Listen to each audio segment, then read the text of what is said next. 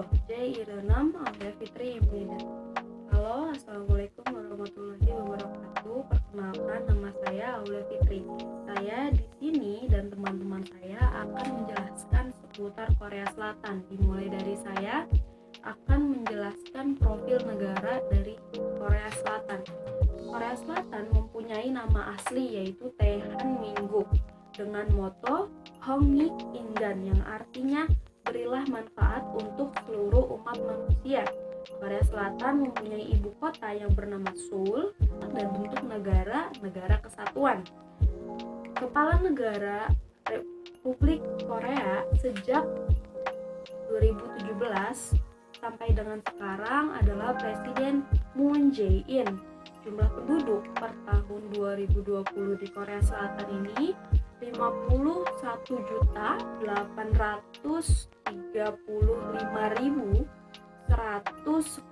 jiwa dengan pertumbuhan penduduk 0,39%.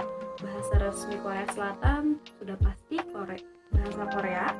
Kemudian agama yang ada di Korea ada Kristen, termasuk Katolik dan Protestan kurang lebih 31,6%. Kemudian ada Buddha 24,2% dan tidak beragama 43,3%. Jadi kurang lebih setengah dari populasi masyarakat yang ada di Korea Selatan ini tidak beragama.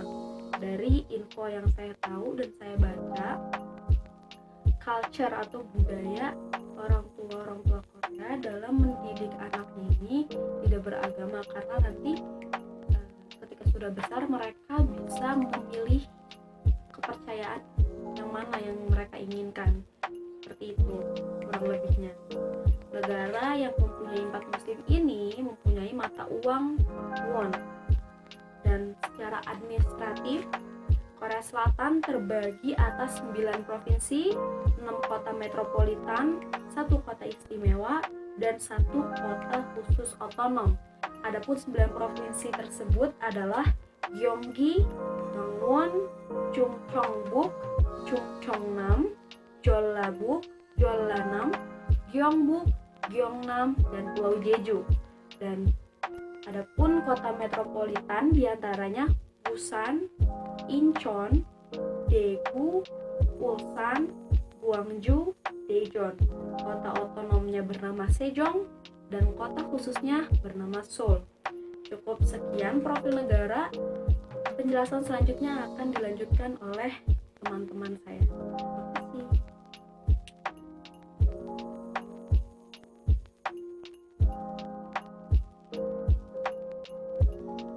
Annyeonghaseyo, Jonen, Siti Firdana Farisa Yumnida. Di sini saya akan membahas tentang konstitusi Korea Selatan. Bentuk pemerintahan dari Korea Selatan itu sendiri yaitu presidensial campuran, di mana presiden menjabat sebagai kepala negara dan perdana menteri sebagai kepala pemerintahannya. Di Korea Selatan, presiden menjabat selama 5 tahun dan hanya dapat menjabat selama 1 periode saja.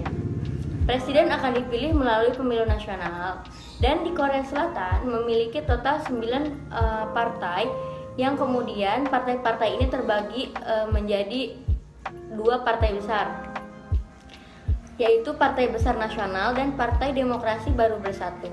Konstitusi pertama di Korea Selatan terjadi pada tahun 1984 yang disusun oleh Dr. Chin Oh-yu yang menggabungkan sistem presidensial dan sistem parlementer. Presiden bertindak sebagai kepala negara yang dipimpin langsung oleh Majelis Nasional dan berbagai kekuasaan eksekutif dengan kabinet. Amandemen pertama terhadap konstitusi dilakukan pada tahun 1952 menjelang pemilihan ulang Sigmanri yang menghasilkan pemilihan langsung presiden dan terbentuknya sistem 2 kamar pada cabang legislatif. Konstitusi tersebut disahkan dengan prosedur yang tidak teratur setelah terjadinya perdebatan sengit. Menghadapi maraknya protes masyarakat terhadap gerakan tersebut, Republik kedua didirikan pada tahun 1960 dengan model yang lebih demokratis bersamaan dengan disahkannya konstitusi hasil amandemen yang ketiga. Pembentukan kabinet, presiden boneka, legislatif 2 kamar, komisi pemilihan dan komisi konstitusional, serta menghasilkan pemilihan untuk para hakim, Mahkamah Agung, dan gubernur-gubernur provinsi. Konstitusi di Korea Selatan itu sendiri terdiri dari pembukaan 130 pasal dan ketentuan tambahan. Konstitusi menetapkan sebuah cabang eksekutif yang dipimpin oleh seorang presiden dan menunjuk perdana menteri, legislatif unikameral yang disebut Majelis Nasional, dan peradilan yang terdiri atas Mahkamah Konstitusi, Mahkamah Agung, dan pengadilan yang lebih rendah. Mungkin cukup sekian materi dari saya. Selanjutnya akan dilanjutkan oleh teman-teman saya.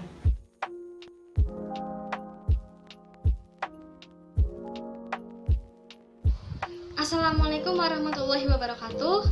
Annyeonghaseyo, 저는 밀레니아입니다. Hai teman-teman semua, perkenalkan nama saya Milenia. Di sini saya akan menjelaskan mengenai sistem pemerintahan di negara Korea Selatan. Pada dasarnya, negara Korea Selatan menganut sistem pemerintahan presidensial campuran, yang mana di sana mengenal pembagian kekuasaan yaitu legislatif, eksekutif, dan yudikatif. Dalam ranah legislatif dipegang oleh Majelis Nasional Korea Selatan atau yang dalam bahasa Koreanya disebut Daehanminguk-hukhae. Majelis Nasional ini menganut sistem unikameral atau sistem satu kamar, yang anggotanya sebanyak 300 orang dan menjabat selama 4 tahun. Anggota-anggota Majelis Nasional dipilih berdasarkan hasil pemilihan umum dengan sistem voting paralel atau penentuan pemenang berdasarkan suara terbanyak. Selanjutnya, pada ranah eksekutif dipegang oleh presiden sebagai kepala negara. Presiden dipilih berdasarkan hasil pemilihan umum untuk masa jabatan selama 5 tahun yang selanjutnya tidak dapat dipilih kembali. Presiden merupakan kepala negara serta panglima tertinggi Angkatan Bersenjata Korea Selatan. Presiden diberikan kekuasaan untuk menyatakan perang dan mengusulkan undang-undang kepada Majelis Nasional. Presiden juga dapat menyatakan pemerintahan darurat dan presiden tidak dapat membubarkan Majelis Nasional. Dalam menjalankan pemerintahannya, presiden dibantu oleh seorang perdana menteri yang merupakan kepala pemerintahan. Perdana menteri dipilih oleh presiden berdasarkan persetujuan Majelis Nasional. Selanjutnya, presiden akan menunjuk seorang wakil perdana menteri dengan rekomendasi dari perdana menteri. Selanjutnya, perdana menteri akan membentuk suatu kabinet dengan 18 kementerian. Yang terakhir, dalam ranah yudikatif dipegang oleh 2 lembaga tertinggi, yaitu Mahkamah Agung dan Mahkamah Konstitusi. Yang pertama, Mahkamah Agung atau yang dalam bahasa Koreanya disebut Daebopwon, didirikan pada tahun 1948 berdasarkan Konstitusi Republik Korea Selatan. Mahkamah Agung merupakan pengadilan tertinggi di negara Korea Selatan yang berkedudukan di ibu kota negara Korea Selatan yaitu Seoul. Mahkamah Agung terdiri atas Ketua Mahkamah Agung dan 13 hakim anggota yang ditunjuk oleh Ketua Mahkamah Agung. Selanjutnya, Mahkamah Konstitusi atau yang dalam bahasa Koreanya disebut Hanbokjepanso didirikan pada bulan September tahun 1988 atau setelah amandemen Konstitusi Korea Selatan pada tahun 1987. Mahkamah Konstitusi di negara Korea Selatan dibentuk berdasarkan model dari Eropa. Mahkamah Konstitusi adalah pengadilan khusus yang berwenang untuk meninjau kesesuaian konstitusi, memutus sengketa kewenangan antara entitas pemerintah, memberikan putusan akhir mengenai pemakzulan, membuat keputusan mengenai pembubaran partai politik. Mahkamah Konstitusi terdiri atas 9 hakim yang direkomendasikan oleh 3 dari Presiden, 3 dari Majelis Nasional, dan 3 dari Mahkamah Agung. Ketua Mahkamah Konstitusi dipilih oleh Presiden atas persetujuan Majelis Nasional, dan hakim-hakim konstitusi akan menjabat selama 6 tahun yang selanjutnya dapat dipilih kembali dan usianya tidak boleh lebih dari 65 tahun pada saat dipilih sebagai hakim konstitusi. Nah, sebagai informasi tambahan bahwasanya Mahkamah Konstitusi yang ada di Indonesia ini menganut sistem yang sama dengan Mahkamah Konstitusi yang ada di negara Korea Selatan. Kemudian sebagai tambahan, ada pengadilan-pengadilan di bawah Mahkamah Agung dan Mahkamah Konstitusi. Seperti contohnya, pengadilan tinggi untuk mengadili pada tingkat kasasi, pengadilan negeri untuk mengadili kasus-kasus kriminal atau pidana, pengadilan keluarga yang menangani masalah rumah tangga atau KDRT, pengadilan paten untuk kasus-kasus hak kekayaan intelektual atau HKI. Lalu yang terakhir ada pengadilan tata usaha untuk administrasi pajak dan perburuan. Sekian penjelasan dari saya mengenai sistem pemerintahan di negara Korea Selatan. Selanjutnya akan dilanjutkan oleh teman saya. Wassalamualaikum warahmatullahi wabarakatuh.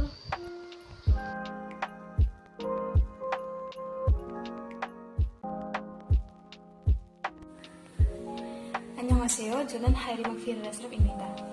Assalamualaikum warahmatullahi wabarakatuh. Nama saya Hari Makfir Desraf dan saya akan menjelaskan tentang partai politik yang ada di Korea Selatan.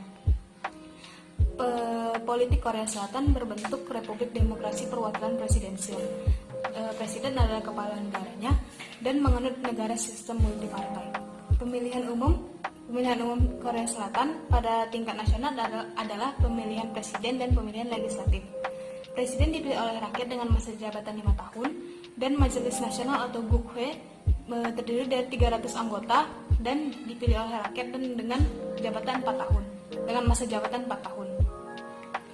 Partai politik yang ada di Korea Selatan ada 7. Yang pertama adalah Partai Demokrat atau Doburo Minjudang. Partai ini dibentuk pada tanggal 26 Maret 2014. Partai ini gabungan dari Partai Demokrat dan Partai Visi Politik Baru dan pada tanggal 28 Desember 2015 namanya diubah menjadi Partai Minju Korea atau Doburo Minjudang. Presiden Moon Jae-in atau Moon Jae-in Dae-tong-ryong juga ada di partai ini. Yang kedua, Partai Kebebasan Korea atau Jayu-Hanguk-dang. Partai ini dibentuk pada tanggal 21 November 1997 dengan nama Hannaradang atau Partai Nasional Agung. Pada tanggal 2 Februari 2012, partai ini berganti nama menjadi Senuridang atau Partai Dunia Baru.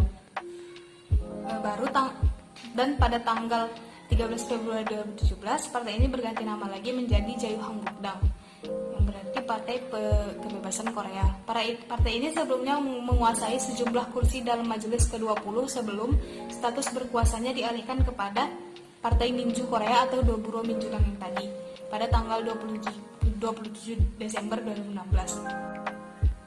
Yang ketiga ada Partai Bareunmirae. Partai ini dibentuk pada tanggal 13 Februari 2018 yang sekarang diketuai oleh Son Ha-kyu.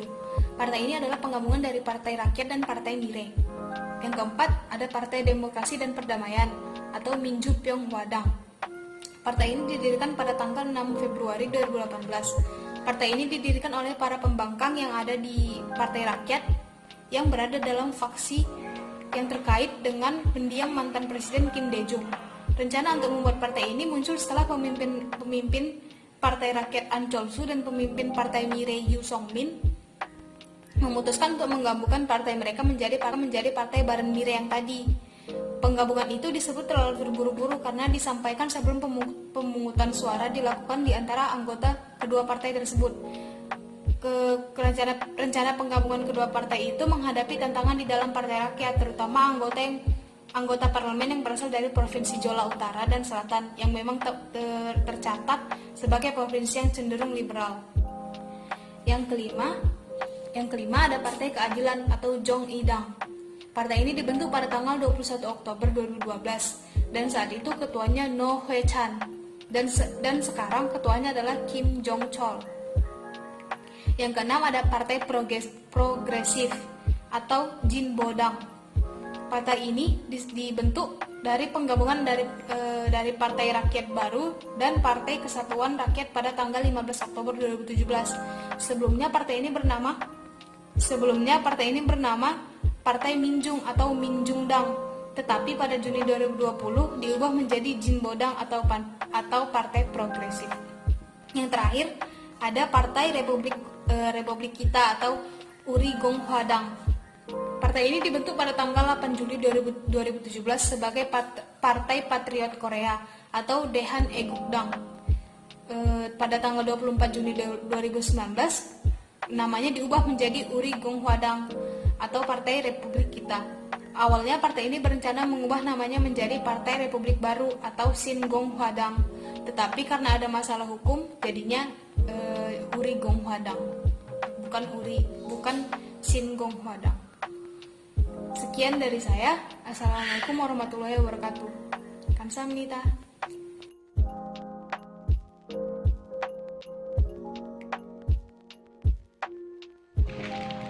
Baik, Assalamualaikum warahmatullahi wabarakatuh. Perkenalkan, saya Khadijah Rangkuti. Saya dari kelompok Korea Selatan. Di sini saya mendapat bagian untuk menjelaskan tentang sistem pendidikan di Korea Selatan. Saya akan menjelaskan tentang jam belajar. Yang pertama, jam belajar. Di sini siapa yang masih suka ngeluh sama jam belajar yang diterapkan pemerintah Indonesia? Ayo jujur, siapa yang masih suka ngeluh nih? Ternyata itu belum seberapa loh dibanding apa yang dirasakan para pelajar Korea. Rata-rata siswa SD bersekolah dari pukul 8.40 sampai pukul 3 sore. Sedangkan siswa SMP memulai harinya di sekolah dari pukul 8 pagi sampai pukul 4 sore. Dan yang lebih gilanya lagi terjadi pada siswa SMA. Rata-rata mereka memulai waktu belajar di sekolah sejak pukul 8 pagi dan baru selesai pukul 7 malam. Lama banget ya. Bahkan beberapa dari mereka bisa menyelesaikan harinya di sekolah pada pukul 11 malam setelah melakukan self-study. Self-study itu belajar sendiri ya teman. Kak, ini beneran sampai hampir tengah malam begitu? Yap, benar, serius, asli. Jadwal itu seperti sudah menjadi kewajiban untuk seluruh siswa SMA di Korea. Kenapa?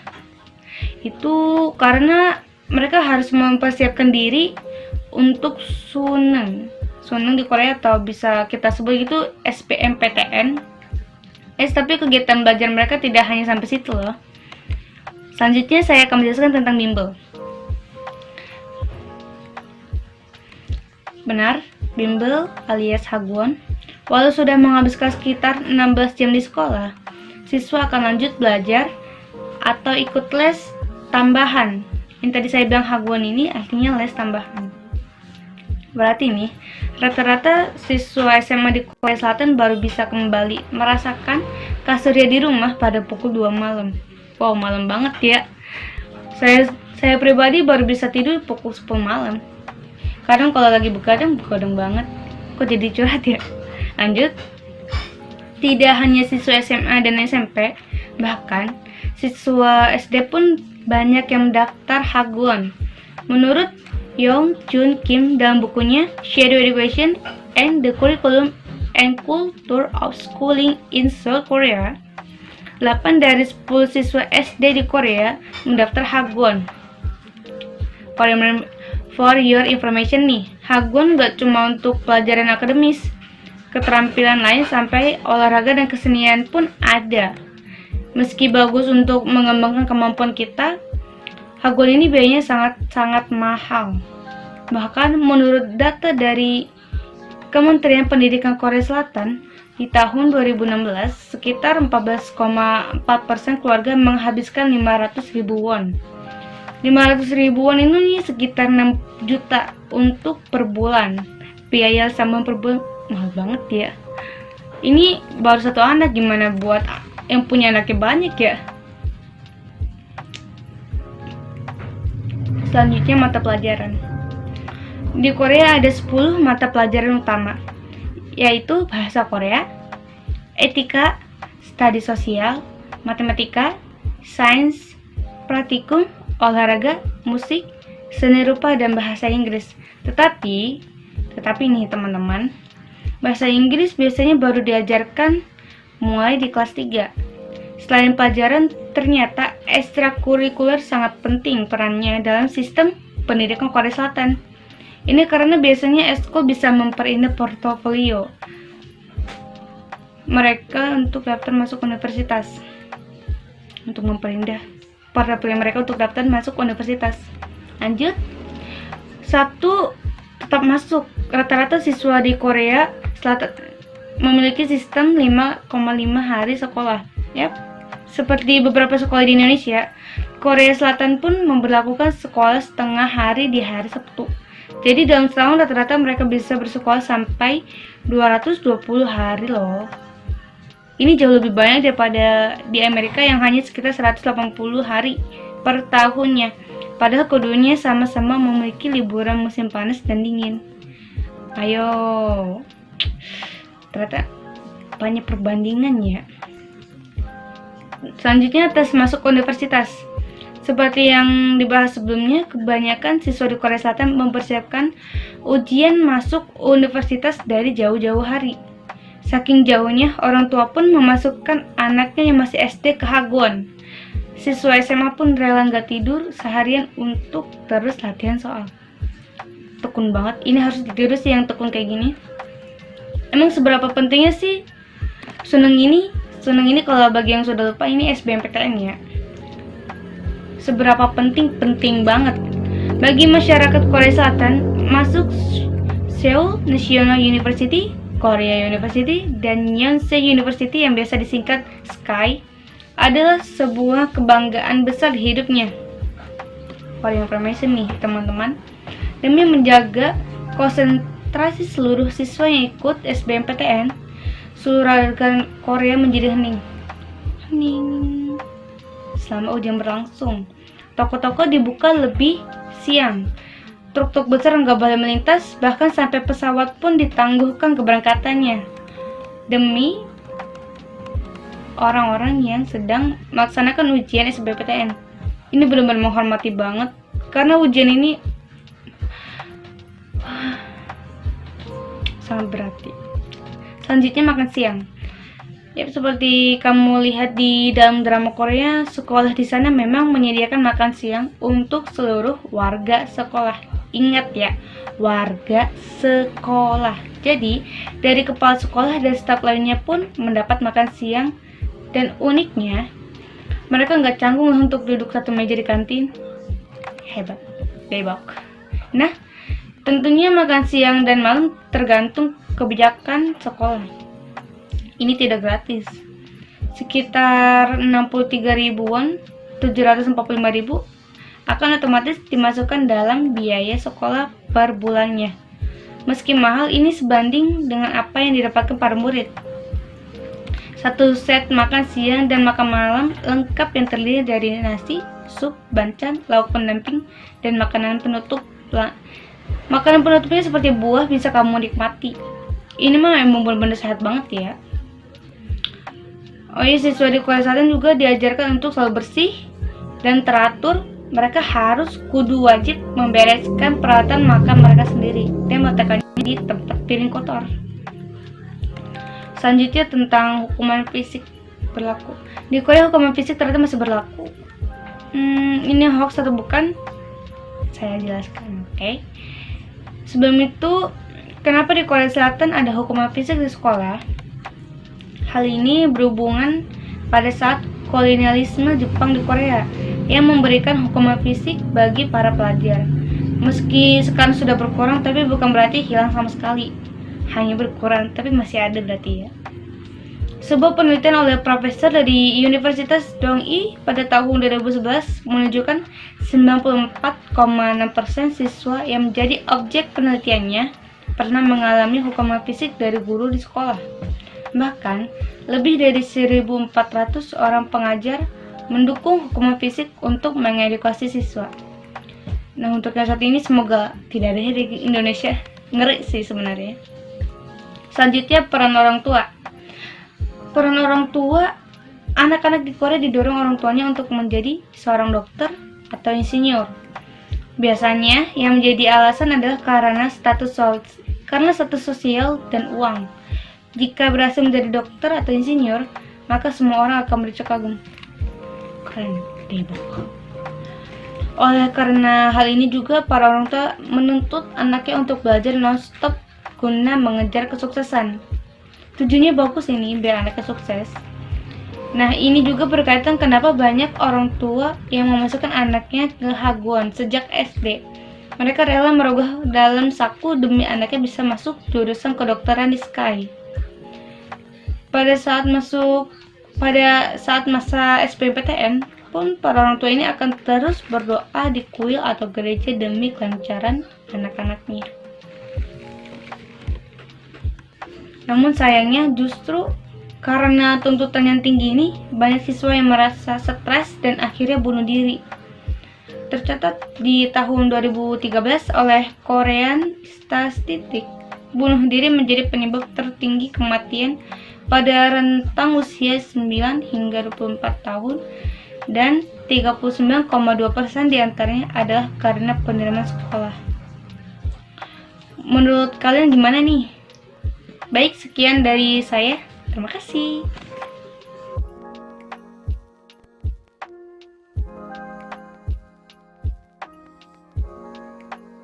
Annyeonghaseyo, perkenalkan nama saya Rohimah. Di sini saya akan menjelaskan mengenai beasiswa-beasiswa yang direkomendasikan oleh Kedutaan Besar Korea Selatan yang terdapat di Indonesia.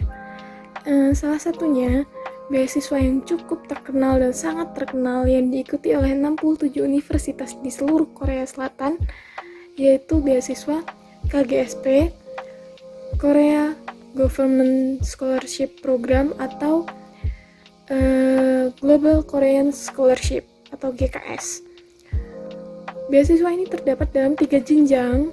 Yang pertama yaitu beasiswa S1 atau sarjana, kemudian beasiswa S2 atau master, dan beasiswa S3 atau doktor. Untuk beasiswa ini S1 memerlukan waktu pendidikan selama 5 tahun, yang 1 tahunnya dipotong untuk kursus bahasa Korea. Kemudian untuk S2 atau untuk masternya yaitu selama 3 tahun, yang 1 tahunnya dipotong untuk kursus bahasa Korea. Untuk S3-nya atau doktor, selama pendidikan ditempuh selama 4 tahun, yang 1 tahun pertamanya merupakan kursus bahasa Korea.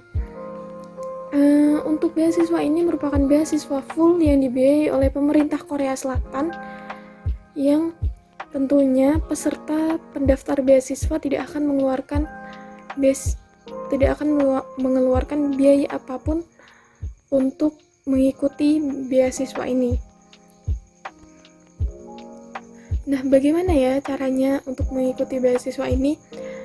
Teman-teman bisa cek di website atau di sosmed Kedutaan Besar Korea Selatan yang terdapat di Indonesia, terdapat di IG, Instagram, atau Facebook, dan website resminya.